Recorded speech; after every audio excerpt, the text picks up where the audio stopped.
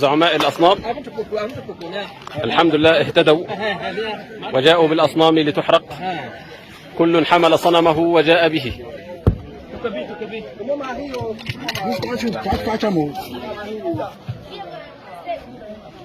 هذا أفضل يوم طلعت فيه الشمس على هذه القرية، حيث جمعوا أصنامهم.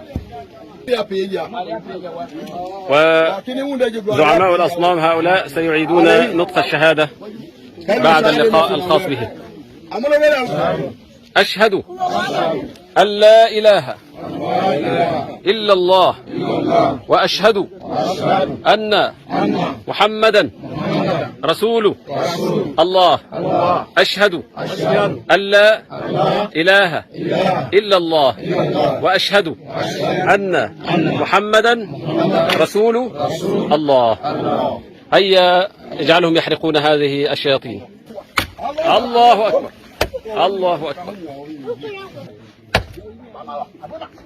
قل جاء الحق وزهق الباطل إن الباطل كان زهوقا.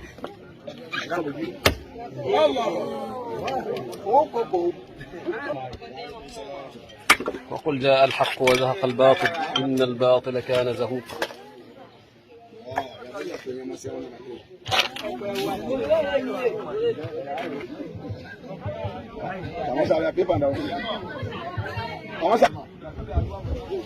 الله أكبر.